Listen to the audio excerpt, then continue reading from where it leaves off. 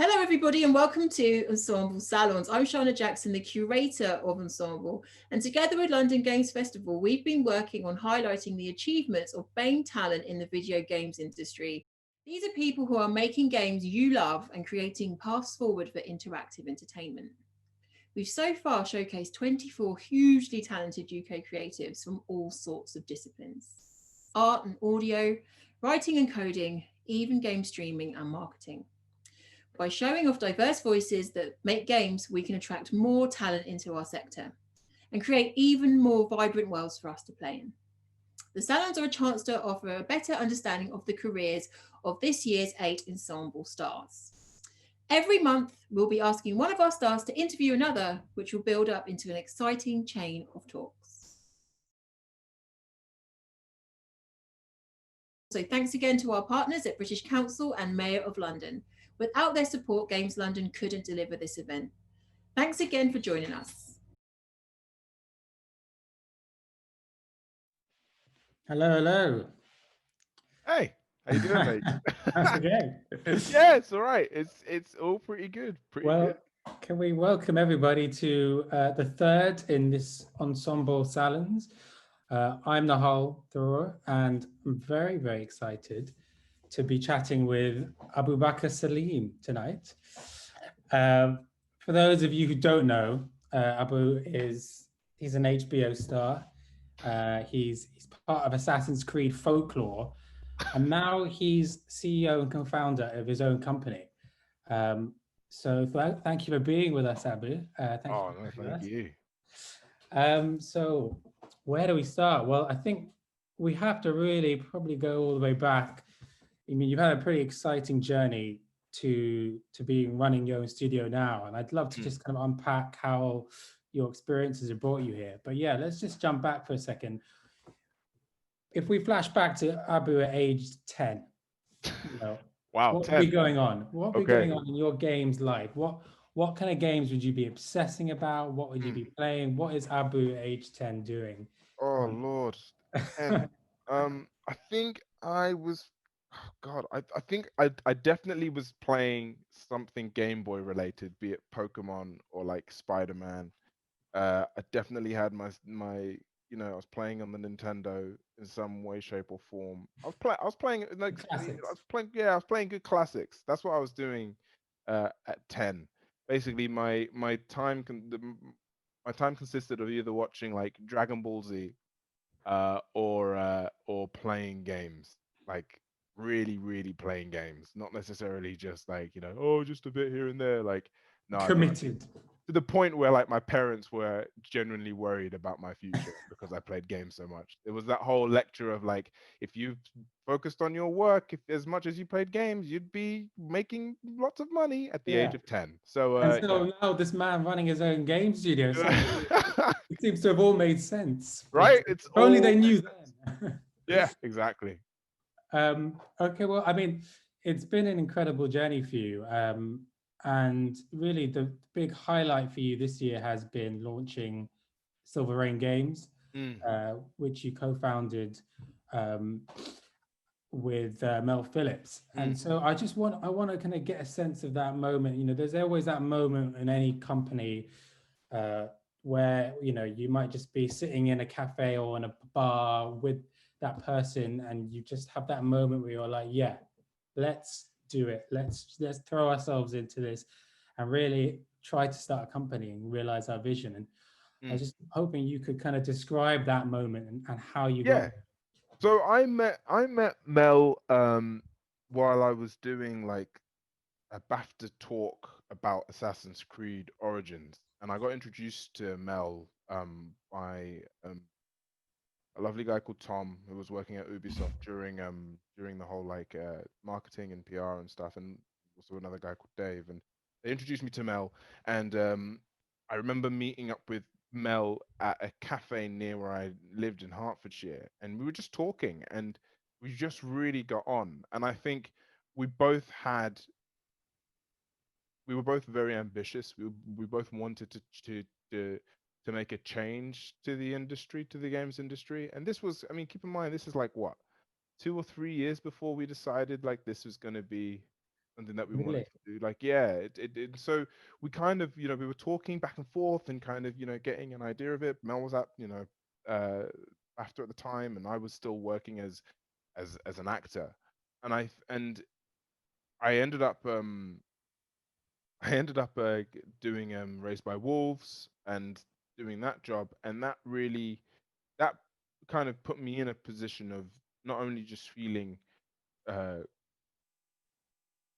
confident in myself, but also just in a safe space to be like, you know what, I'm just gonna risk it. Like, let's just risk it. So I ended up I ended up uh, calling Mel and being like, "Hey, want to do something crazy? Remember that idea? Let's do it." And I think bless Mel. I don't know. She must have been drunk at the time, because I mean, I probably wouldn't have said yes. I would have said you're crazy and then walked. But no, Mel was like, "Yeah, let's go for it. Let's do this." Having no idea, like no idea what we were doing, but knowing that we were just going to be riding on just this drive to sort of try and make a change, because I think we were so used to the idea of we'd seen so many times this talks of this and that and changing this, and it's always been talks and Mm. never really much action, Mm. I think we were just like, let's just go for it. Because And I think that's yeah. something that comes up again and again in your work. It's not just leaning on just talks and just saying things, but Mm. really kind of going out and trying to do something and trying to make the difference and trying to be motivated by that change. And I think that Yeah, really comes I, across it's in important. I think it is, and I think there is that drive, and I think ultimately that's kind of what I feel has really seen us through this, and why we, it's kind of why it's working for us. Is because everyone that we talk to, I think they see the genuine love for it, and even though the odds are really stacked up against us in the sense that, be it whatever, like you could say experience, or you could say who we are, like the point is that ultimately, deep down, it, to the core of it, we care. And I think that connects with a lot of other people out there. And I feel like that's what is is kind of seeing us through this, seeing us through all this stuff. Because keep in mind, we also, we decide, well, I literally, I ripped Mel from a safe space, and then we fall into a pandemic. Like, you know what I mean? Like, literally, you it's really like, do pick your I pick pick my moments. moments, don't I? So this is the thing. So it's terrifying. And even as me, like as an actor, like, I haven't done any acting work since last year, since Raised by Wolves. Of So course, it's yeah. been so it's been this is like it's a terrifying moment, but genuinely I do think it's been that drive of like, not only just within the love of the actual industry itself, but also with just the fact that we really want this to work, and we Mm. want this to happen. That I think that we have been able to sort of come now to the end of 2020 and entering 2021, where things will be different. So it's And in a way as well, having that, by the nature of the pandemic, where really there is no other, there's nothing in the film and TV work you can be doing. It's mm, probably given that focus almost to completely, really push and develop this game's. completely. Yeah, I think it's been this weird blessing and a curse, because I think I don't know. I don't think I would have been able to have given my all if I was running around, you know, pretending to be someone else. I think there is this sense, and also, but that's the beauty of what we're building, and what we're kind of installing in the studio, is that, I always joke about it, that, like, that Mel, there's a reason why I'm like, creative director of what we're making, and Mel is head of studio. That's Mel's home. And and like, and that's the thing, and there is a real feeling and sense of that, and I think it, it works that way. Mm. It can afford for me to do and explore other things, and within the acting thing, because it also feeds into It the feeds into world it, that, yeah, yeah, but what we're building. absolutely, yeah. Yeah, but it's Mel's. She's head of studio. It's her ship, and she's running it beautifully, like genuinely. Like, it's one of those things where And I think that's another thing as well. What this whole quarantine lockdown has really sort of done is it's made everything. You've zeroed in and put your 100%, focus on a lot of things, and it's just so wild to think like at the beginning of this year, we had no idea where we were, and now we're like growing to what could possibly be like a team of 30, Yeah, and working on something which we're which we all in love and passionate about. It's quite wild. it's incredible. I mean, it's so exciting, and you've said, I think before, that even a lot of people are buzzed about the world that you're creating. And I know you can't really say much about it. I think you said Mm. that Michaela Cole to Travis Fimmel have been looking at this, and they're Yeah. very excited. And I'm just wondering, taking some of your experiences and how that's influenced you. And so let's take example Raised by Wolves, which Mm. I'm very excited to see is coming to the UK next week. Yeah, yeah, finally got Finally, announced. I know. Yeah. we get it over here. Um, and obviously with Ridley Scott and Aaron Guzikowski, they've got this really eye for world building and what Mm. they've done with Raised by Wolves and how they've created this really vivid world. And I'm just wondering, when your approach to world building in your project in Silver Rain Games, is there anything you've kind of taken from your experiences in that which has informed? Yeah, I think one of the biggest learnings I learned while working on Raised by Wolves is that it's a team game. You will always, of course, you have sort of a hierarchy to a degree, but ultimately, to really truly build a world in which which people will enjoy playing, you have to take in everyone's you have to listen to everyone. I think that's what's key. I think, and also there needs to be a form of communication between um from all departments, Mm, and that, I think that to me is what was really beautiful about Raised by Wolves, is that it felt like everyone was listened to. But of course, you knew who the boss was, which was Ridley Scott. But then, of course, with Ridley Scott, he's having to then talk to the HBO Max studio, and and all those guys. But ultimately, it just felt like we were all working in this world. And I think, again, it comes from the top and trickles down, in the sense that what is the example that is set is really key in regards to how the process for everyone is. And that's why, I feel like within the studio itself, like, I mean, on Raised by Wolves, everyone's job felt important. Like, it didn't feel like, oh, stunt guys, they're just there to do whatever, or like, the supporting artists, they're just, it was all like, no, the supporting artists build the world.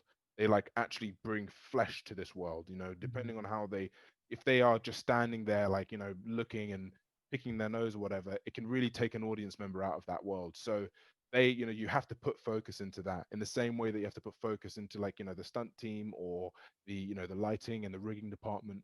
So with that in mind, when it comes to a studio, you have to look at all the other in the arms of that. The fact that we are really sort of looking at the idea of getting in QA quite early, the idea of looking at UI and UX design, and really thinking about how that can actually nurture and almost change the experience of of players, when they're playing games.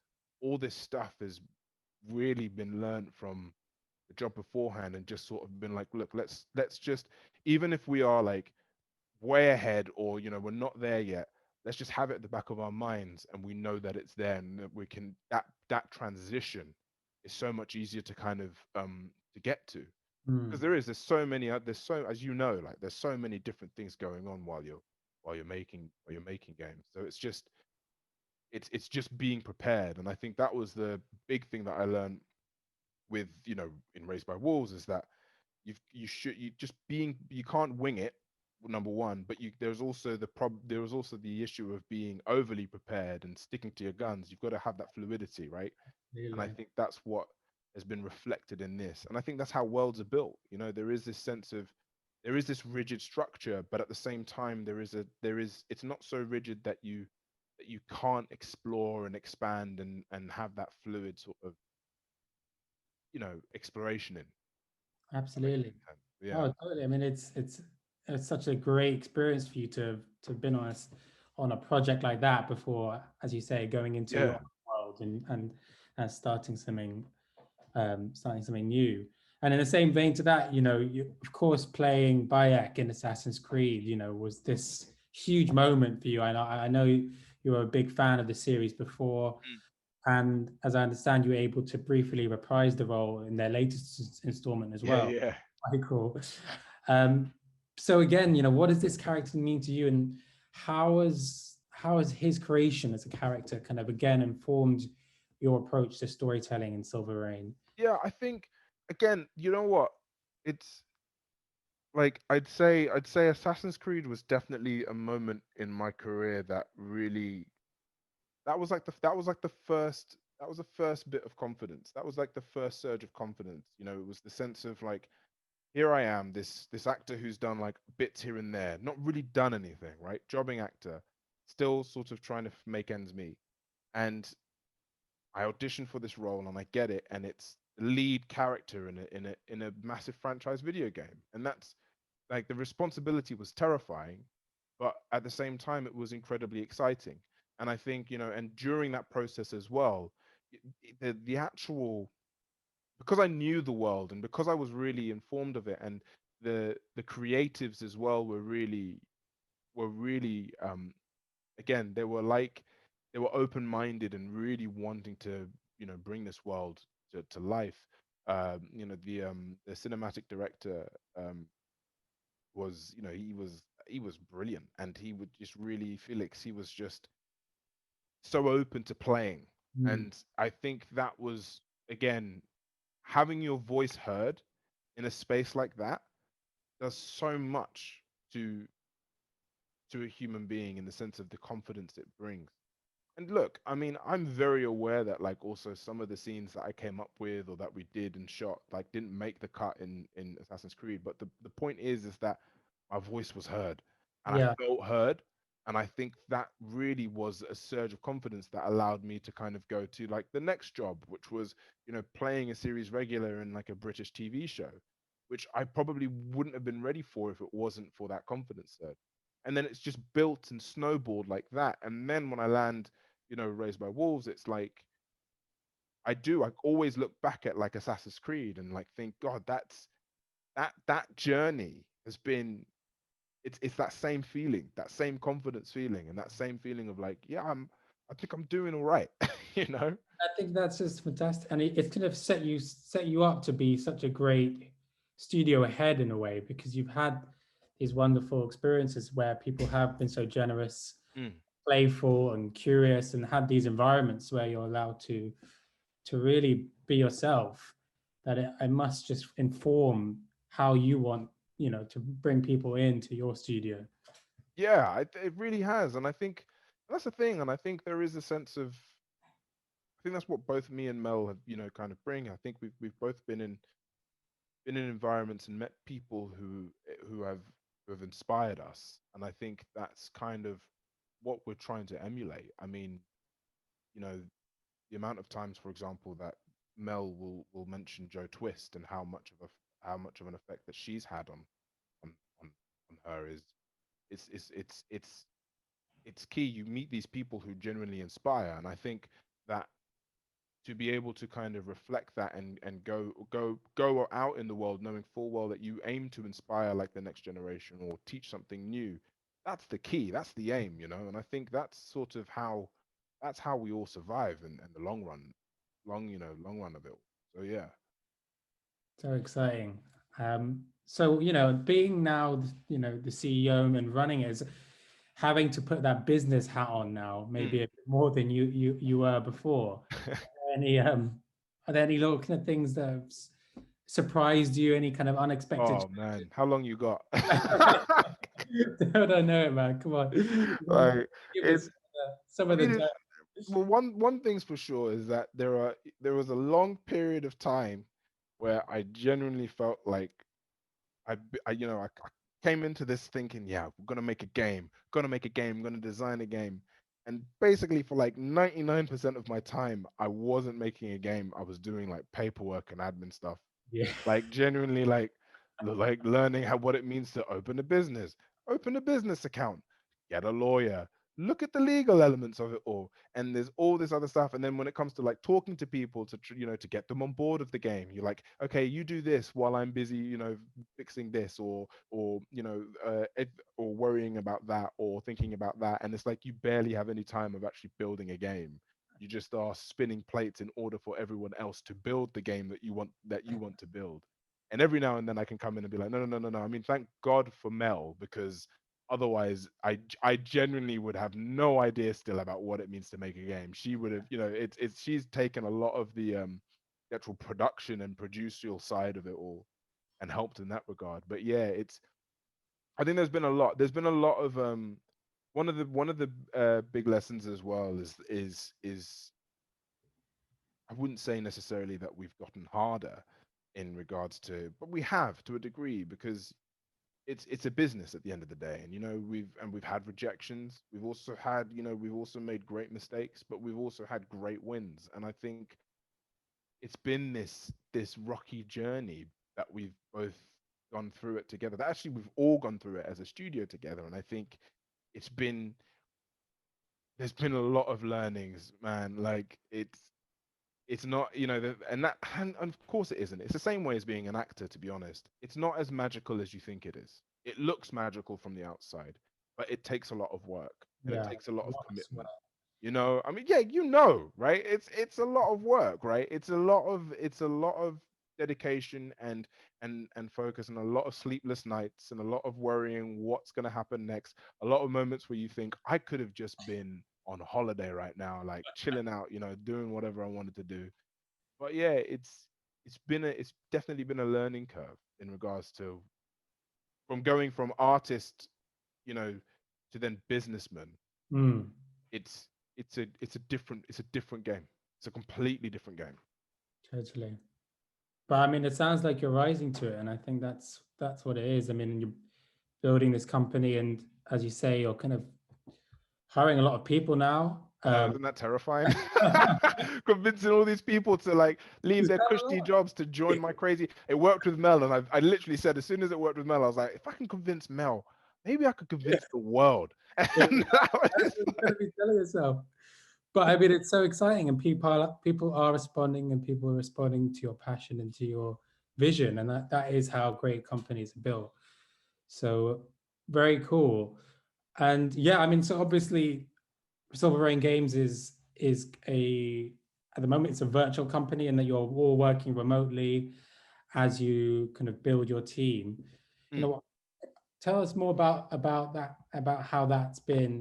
As you're growing a team, and how kind of maintaining the culture and connecting with people yeah.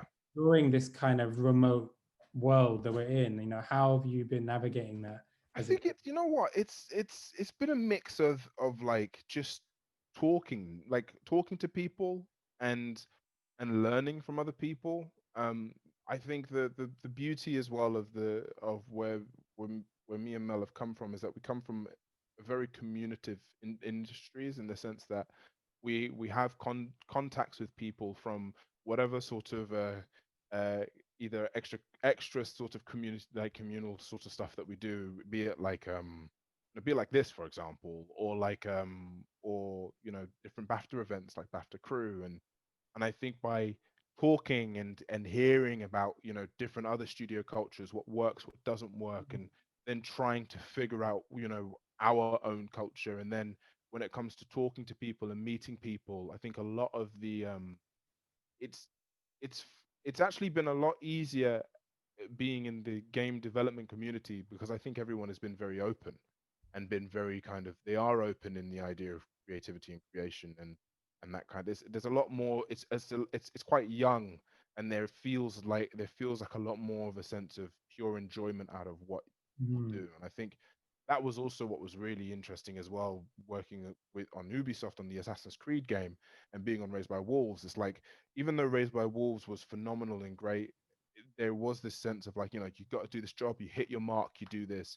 Whereas with Assassin's Creed, like literally every single person that was working on there and I'd spoken to, all loved games, you know, mm, Whereas you might get a crew member who literally is on, on set is just like, yeah, this just puts food on my table, like it helps. Do you know what I Right. mean?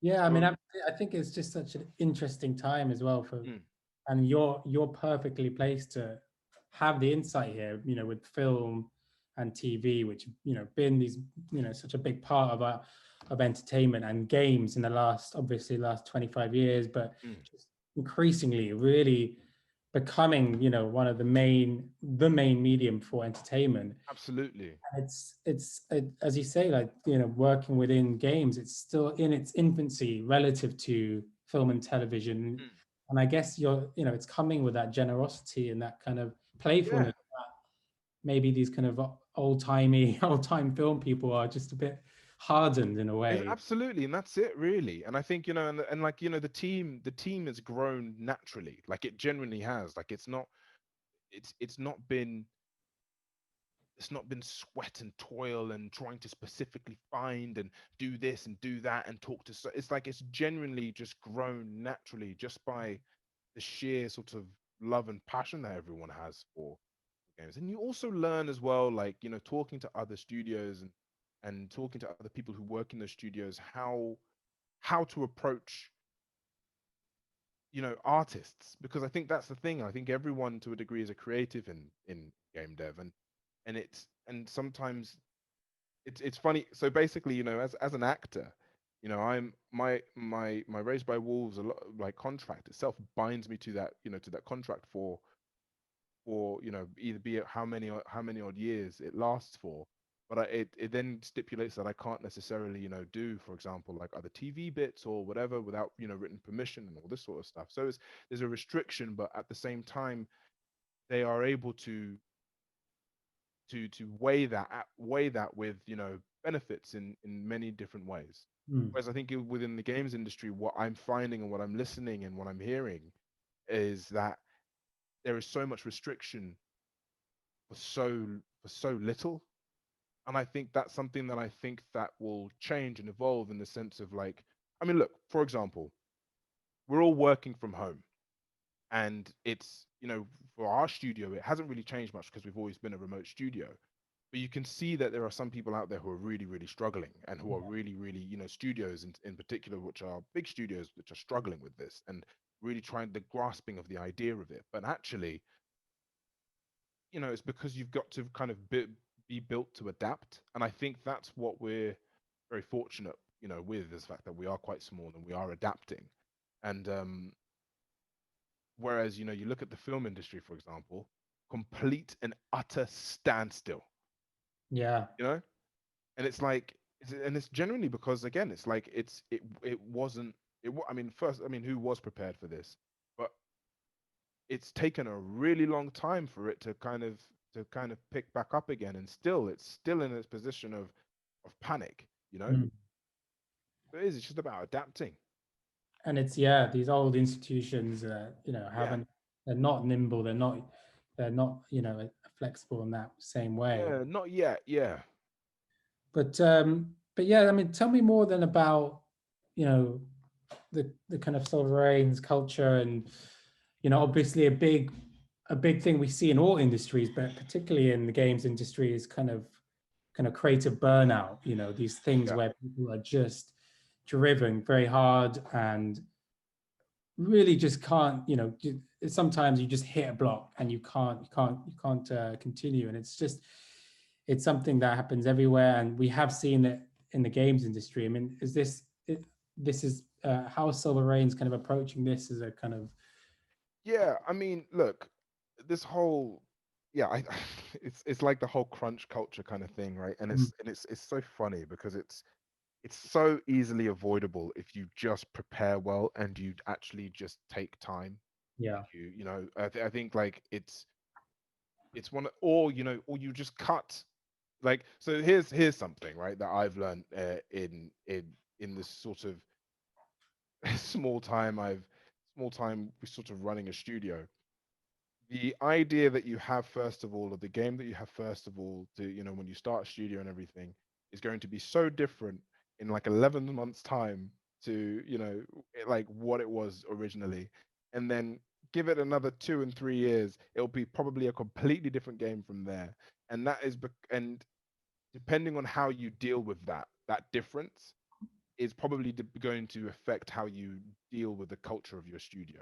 If I was so stuck and resolute on the ideas that I want, and I kind of want this and I want that feature and I want this and I want that, I think that's how you get burnout and how you get problems, is because you might be asking for something completely ludicrous and Mm, you genuinely don't have the resource to deliver. And I think that is, sometimes you have to kind of make those, those cuts, and maybe even actually um grow within those restrictions and find something beautiful within them.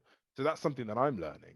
I'm learning that a lot of the time that an idea might come into mind, and it might be like a really cool sounding idea, and it might actually, possibly physically be amazing and cool to work with, but you just don't have the resource. yeah. Rather than be like, no, it needs to happen, and then put your team through such pressure in delivering, you could just cut it or do something simpler and make something more beautiful out of that. And working within those limitations can Yeah, some. do you know what I mean? Like there's something so beautiful about limitation. And I Mm, think a lot of the time people want to try and make big and better, whereas actually if you really look at the limitations and try and figure something out there, it's great. I mean, honestly, like again, like I always joke about it when I say, like, my job is basically to come up with an idea and Mel's saying no.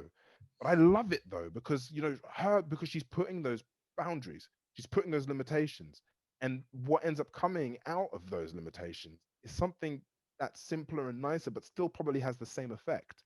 And that's it's just wild. It's so wild. But I mean, like, that's the thing. Like, I mean, like, you look at, some, again, it's, you got some studios out there who are making games that are going to last God knows how many hours, and it's like, and it's, and people are obviously suffering, and it's like, just stop, just cut. You know what I mean? Like, just But again, coming back to your experiences, it feels like, with that generosity and playfulness and yeah. kindness that you've had and been in the studios that you've worked in, and then in the workspaces, it will come through in Yeah, sort because of. it's got to be fun. Like, you've got to, it's part of the whole, like, that's part of what makes games really charming. It's the fact that they're fun. And I think people have got to have fun making something, because then that reflects the piece. And I Sure. think that's what is, you got to create an environment that is safe to play. Mm, And again, like, again, linking back to Raised by Wolves, that's what Ridley created. He created an environment that was so safe to play that me and Amanda were able to make ridiculous choices that actually ended up being, really, really effective on screen. And I think that's because he created a safe space to play in within your crew as well, and within the cast members as well. Everyone was there to play. And I think because of that, it really aided the whole process. And I think especially in games, like, you've got to, like, of course there is a level and degree of actually doing the work and actually committing and really delivering, but there's also the sense of, like, having fun with it, because when you have fun with it, that reflects the pieces that you do and the stuff that you do, and then through not that. mutually exclusive, the professionalism and the playing that Right. Yeah, really should be part of the same thing. exactly. Yeah. Very cool stuff. I saw an interesting quote you said about that the idea of making films and TV had always been an ambition to you, but the idea of making a game actually only really occurred once you'd seen inside a game studio. Yeah. I thought that was just quite interesting in terms of, obviously a film set is a very physical Mm. domain, a physical place, a visible place, but obviously games is by nature virtual. Mm. And just how do you think we can, make the business and the idea and in the career of making games more accessible, more tangible for, Yeah, people coming up now? I think that's something that's completely, that's the responsibility of the game industry, I think, and believe. I believe that, like, through being, as much as we are open as an industry, we are only open within with our peers and not necessarily with the general public. And I think that's something that, needs to just be shifted a bit and, be changed a bit. And I think especially in regards to larger studios being more open and more accessible, and actually being, it's getting rid of that stigma that games are for losers in their bedrooms. That's not Mm. the case. Like it's actually, it is an actual, it's within the tech industry, and it's within that sort of world. And I think there are different ways to approach it. You don't have to be a programmer to work in the game space. You don't have to be you don't have to be like an artist to work in the game space. There are different other avenues of ways of approaching it, and I think we need to be a bit more open about that and talk a bit more about that and just be more flexible with it. And I think there is so much power that these big studios and publishers have, that they could really bring to light a lot of a lot of the sort of the games world to the public, which makes it more accessible. And just by taking more risks with Yeah. with younger people, with people who wouldn't necessarily have the sort of you know socioeconomic sort of background, or the connections to get in this industry. I think if they start just doing a bit more legwork and looking and seeking out and really trying to make these changes, I think it could really progressively move the games industry so far forward. I think Mm. even beyond probably the film industry as it is today. Like Sure. genuinely. Yeah, totally agree. And I think I think you're just so well placed in that, you have this visibility in film and TV with, your HBO work and other work like that. So people from maybe who aren't thinking games or gaming, and they can see you in the kind of film and television space, are then looking towards gaming more and thinking, okay, wow, there's this kind of crossover that's happening. Mm. But yeah, so tell me, yeah, so on this, I mean, yeah, Silver Rain Games, one of the things it says about on your website is about welcoming new audiences. So this again, it kind of speaks to what we're Mm. saying.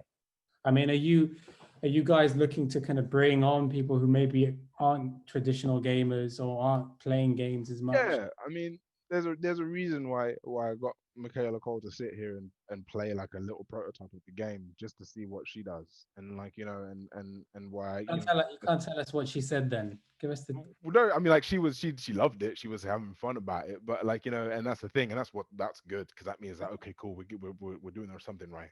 But like even like I think there is that sense of, and I think that like it's more of a sense of, we're not sort of inventing the wheel, or like we're not. It's in the sense of like we're not trying to do something revolutionary. We're just trying to do something which just attracts new audiences by the way we approach it, by the way that we represent ourselves publicly, and by Mm, how we speak about everything, and how we sort of, we're trying to set an example. And I think that's how you attract new audiences. And by me talking about games as much as I do about Raised by Wolves, I think that piques the interest of more people, in the sense of like people who were interested to hear about Raised by Wolves will come in and hear something about games, and like, I never thought of it that way.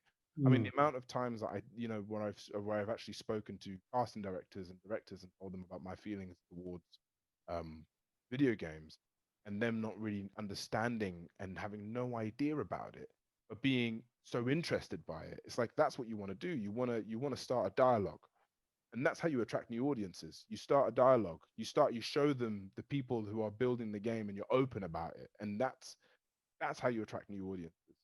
And so that's something that we're really key in in doing with our world, is creating these new worlds, really exciting sort of spaces, and pushing um to, to just defy you know what people also think of what games are, in regards to like, oh, it's about so and so who goes to do so and so and saves the day and saves princess whatever. Like it's not about that. There's more than that. yeah, I mean, absolutely. It is at its core this kind of art form, really, and it's Yeah, about. I think that's the thing. It's embracing it as an art form, and then getting other people to see it as an art. It's just that, and I think that's the key, and I think that's how you get, because there is a sense of like as well within the games industry again, there is a slight sense of like it does feel quite on its own, like its own little island. um and I feel like there is a way of branching it and being more open about it, in the same way that film and TV, even though it is an industry of itself, it's a niche industry, right, to get into, but everyone watches TV and film. Mm. It's like that's that's what everyone does, and it's kind of making games as accessible to and as not as taboo to talk about Absolutely. as like talking about like a book or like a TV show. Yeah. It was interesting. I remember a couple of years ago, the V&A did a whole exhibition on games. I don't know if Yeah, that was awesome. It was it was like, great, yeah, right? games should be in the V&A. Like, Yeah, why yeah. wouldn't it be? Like, and I imagine that did as much good as anything. Just people who don't, again, have these kind of, ideas about games and Mm, kind of putting it in a box and then wandering through the halls of the V&A and realizing actually maybe this is really the art form of this century, and that exactly. really should be taken seriously. Absolutely. So exciting, Abu. I mean, we've got some questions coming in, and please do keep sending them through because we're going to get to them just in a sec. But why don't we kind of begin to wrap up on, the future? I guess now we're looking to 2021, Mm. and it's been a pretty crazy year for you now. And what's happening with Silver Rain Games and your other projects? Yeah. Well, so with the game studio, we're still sort of soldiering on. We're in we're you know we're talk we've well we're close to, or sort of in the midst of talking to a publisher in regards to sort of getting some form of idea of what the future will really truly hold for us. Um, we're in that space still. We're just doing a bit more work in regards to sort of solidifying it. We're in a I mean, in the acting world, I'd say, I'm about to start season 2 of Raised by Wolves, so I'll be filming that, yeah, in South Africa So soon. exciting. Got me on this wild diet and training, so Oh no, I end up coming into my meetings sometimes the most you're not going to take it miserable, out on horrible. Mel when you're having. Oh, no, not on Mel. I take it out on anyone else. Are you kidding me? Even hunger won't even make me even think of going towards that direction. Oh, that's But good. like yeah, but like that's kind of what's coming out on the acting stuff. And you know what? Like it's another thing. Is like I'm aiming to really grow the other spaces. I did open a film and TV production company that has got my focus on as well, which I've been doing and focusing on. Um, I'm doing a bit more writing in regards to the TV stuff that I'm doing as well, and film stuff. So I'm keeping I'm keeping busy. I've Keeping those plates afloat. yeah, I just don't sleep, man. That's You that's don't have any time to sleep anymore, just basically. no time, man. No time. Well, I mean, it sounds pretty damn worth it. So very exciting. Why don't we come to some of the questions that have been Sure. building up? They are steadily coming in. Starting with anonymous attendee. Abu speaks highly of the support he gets from his team colleagues. What's his advice on building up those networks? Oh, I'd say the advice I'd give in regards to that is use sort of use Google. Use Google in regards to learning a bit more about what the industry, different events that go on within the industry, and also just talking to people. You know, by talking to one person, they will link you to another person, and they will link you to another person, and it's just kind of, Web, yeah. yeah, it's that kind of connections. I think that's not only how you learn about the industry that you're in and gain different perspectives from it, but I think it's also how you build just a good community of friends and people who genuinely want to help in regards to that. That's sort of what I'd say is a good way of going about it. Nice. Another anonymous. Has a career in acting helped you develop your skills as CEO? And have you used techniques you use in acting to help pitch and tell your story? It's an interesting one. Yeah, I'd say it has. I'd say that the what my acting skills have definitely brought has or helped with is the fact that as an actor, you have no idea what you're doing.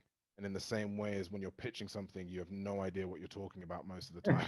So pretending to basically know that you're talking what you're talking about and being like, yeah, absolutely, like we'll be fine with that. Like that helped a lot. You're But better, more confident in winging it. absolutely, like it's that kind of thing of like it's one of the big things in acting is like say yes, and like literally in most meetings when it goes about and they're like, so have you thought about this? And you're like, yeah. It's like absolutely, and this is how I'll answer it. So but no, but I'd say like what it's helped with as well is like I think the thing with acting and being in that industry is that you need to have a like quite a thick skin to get on by and be able to take direction and learn. And what you end up doing is you end up going in these pitches and talk to people and you learn. You're open to learning in those rooms as well. Yeah. You're exposing yourself as an actor, and you're kind of in the same way that you would expose yourself as any sort of business startup. You've Mm, got to be open to that. You've got to accept that vulnerability in order to sort of progress. really interesting. We got one here which says, which department in Silver Rain is your favorite and why is it narrative? I have to question whether this anonymous attendee knows you, Abu, but Oh my God, what a maybe, question. maybe Brilliant. I'll Oh put you on the spot wow. with that one. I But mean, I don't really know what to say apart from narrative are the best, ultimate, and greatest department in Silver Rain, and there you go, by you got it. far, You can quote that. it just is. It just is the favorite. Done. Solved. Okay. Next one. What is the best way to prepare and deal with failure? So I guess we have been covering with that in terms of your resilience. Mm. Yeah, I think I think it is. It's just about being humble and open, and I think it's and accepting it, and like moving on in the same way that don't let pride get in the way. Hmm. I think that's really it. Like I kind of I it's this again, it's the same way as in acting. It's like you enter into the industry thinking that you're gonna be like what, like the next, Johnny Depp or whatever. But why are you trying to emulate someone else's career?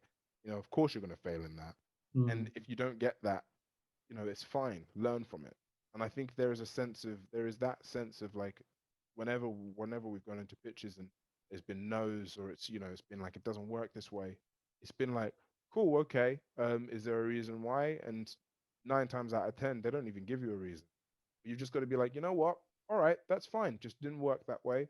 Move on. There is a way. If I believe in this idea, there's someone out there who does. And I think it's just having that kind of that mentality of like it will work. I focus and I put my head down and I really and it's coming from a true place, it will work. And that's Hmm. what you can learn from failure. Sure. In a way that speaks as well to our next question from Shailesh. Mm. Says, what advice would you give someone trying to set up a studio of their own? Oof, don't do it. No. I'd say the biggest advice is talking to people who have, and just taking advice and taking what they say, take it to heart, but also take it with a pinch of salt. Hmm. I think there is a sense of if I'd listened to people who had been giving me advice on day 10, for example, of this, I wouldn't be in the position that I'm in now if I didn't make this, some wild choices. But at the same time, a lot of the lessons that I'd learned back then have really sort of reflected and showed itself here. So I'd say if you want to do it, like first of all, think of the people that you want around you and the kind of, that, and start with that. Or if you want to start small and you want to start something, simple, you want to build something simple, if you have the tools to do it, paper prototype it and play Sure. around with it, and then start talking to people about finding funds or anything like that. Then build a team afterwards. But I'd say it will always begin and end with the team. I think, it's important to have a good to know people or be in that space where you get to know people who will believe in this in a similar vision to you and build that way. Sure. And also know that it's you know it's hard. It's not easy. It's not a walk in the park, but enjoy that. Yeah, Enjoy that, because I think that's where the fuel comes from, and that's where you push yourself even more. absolutely. And another one from anonymous attendee. What is the most unexpected best part of games development you've encountered so far? Oh, I think it's one of the unexpected best parts of game development would have to be the joy of an idea, and it has kind of caught me off guard in the sense of like you would expect it, but actually the joy of an idea that was in here being reflected there and playing it, it never gets old. It never gets old. Always so exciting. Literally, like you have an idea of it, and you've got this sense of like, yep, this is how it will play. I know how it will play, and then you know it's similar to this, similar to that. But then you play it for the first time, and it's so magical. That's more exciting than seeing yourself on screen. Absolutely, Really. absolutely. Like I mean, because it's what you're now witnessing is you're witnessing someone who's been able, you've communicated something to someone, they've taken it in, and they've reacted to it, and they've given it back to you, and you are now playing that idea that someone else has generated. It's so, that is like teamwork in its purest form, you know. And I think that's so much better than seeing myself prance about to be someone else on TV, man. Like, for real. Fair enough. And one final question we've got here from anonymous attendee. Nahal mentioned in the previous interview that the most difficult part of running a studio is to delegate, to give your project away to the people that you employ. How do you see your own role evolving, and how do you feel about stepping into CEO role and giving reins to the rest of the team? Oh, I love it. Can't wait. Take it away and leave me alone. Like, genuinely, please. Like, here is all of this problem, and take it. No. You know what? It's fine. That's part of it. That's part of the evolution of it all. And I think that's the case. It comes back to the idea of you know, of the sense of a sense of release of your ideas to begin with. If I came in here like a dictator and was like, I lead this, whatever, like, you'll get a lot of upset people, because that's not how a team plays or how it works. And I think, you know, yes, there are some elements and spaces that I'm you know, I'm good at and better suited in, but also I know that for a fact that, again, that this game will not survive if it wasn't for the team as a whole. So I think it's something that I'm really excited about. I think that's the glory and beauty of the of teamwork and of game design. So yeah. Awesome. Well, I'm so excited to see where it goes, Abu. I mean, it's a fantastic place you got to so far, and let's see what the new year brings. I'm very excited. But thanks for chatting with me, Abu. Yeah, thank you, man. It's been Thank you. fun. Yeah, this is great. Really fun. And thanks everyone else for watching. If your questions, I'm going next time, but next time if you join us, Abu will be doing the interviewing, and we'll have Rose Bryan in the seat, and that's happening on the 18th of December. So definitely jump in and watch that. It should be fun. But yeah, from me and Abu, thank you for joining us, and yeah, see you soon. Take care.